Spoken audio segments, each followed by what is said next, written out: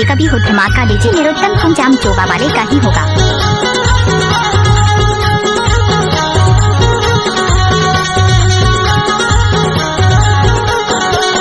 चलना केरल जा बोया और चलना केरल जा बोया, बैठे बैठे लाए चितड़वा हूँ तो लाओ, बैठे बैठे लाए चितड़वा हूँ तो लाना।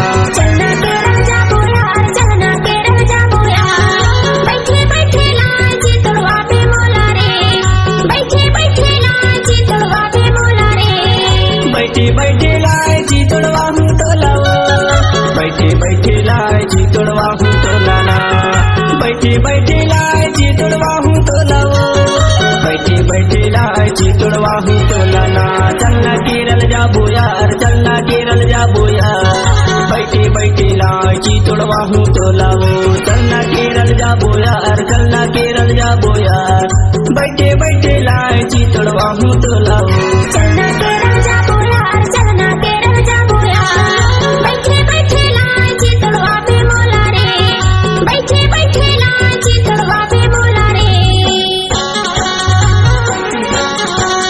इलाका किसी का भी हो धमाका डीजे निरोत्तम कुंजाम चोबा वाले का ही होगा।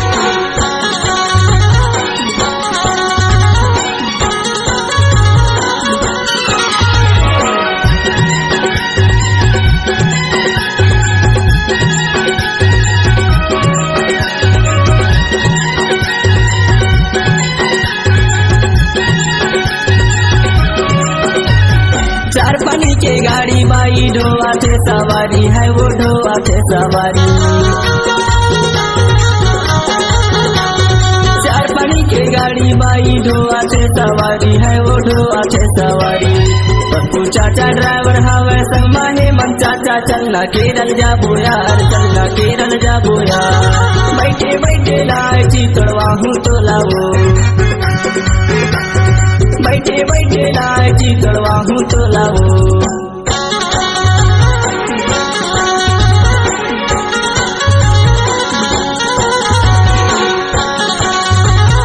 डीजे निरोत्तम कुंजाम चोबा ठाकुर टोला वाले, उसका मोबाइल नंबर है 88 48 12 36 40।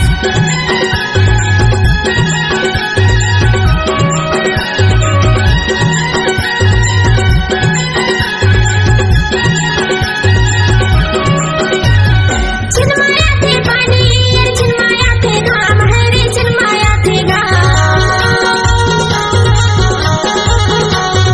छिनमाया थे पानी छिनमाया थे घाम है रे, छिनमाया थे घाम।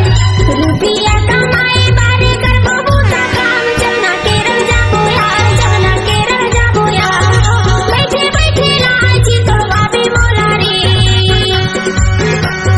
बैठे बैठे लाए चितड़वा पे मोला रे।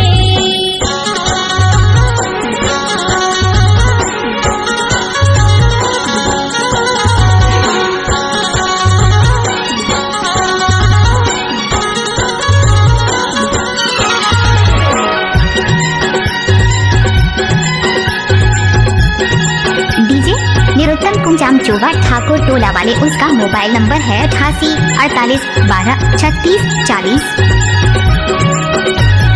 कबू कर ले साफ सफाई, कबू कर ले तुम बहाए, कबू कर ले तुम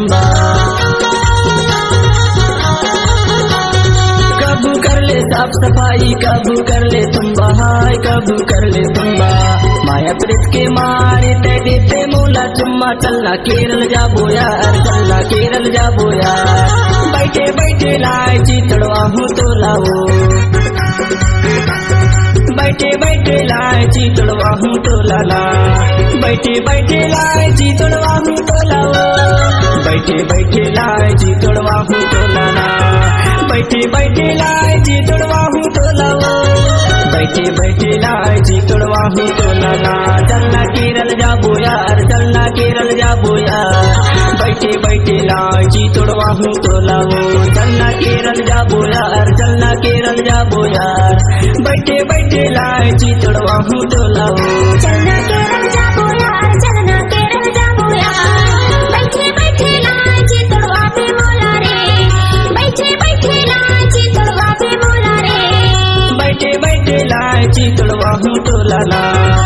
बैठे डीजे बैठे लाए निरुत्तम कुंजाम जोवा ठाकुर टोला वाले, उसका मोबाइल नंबर है 88 48 12 36 40।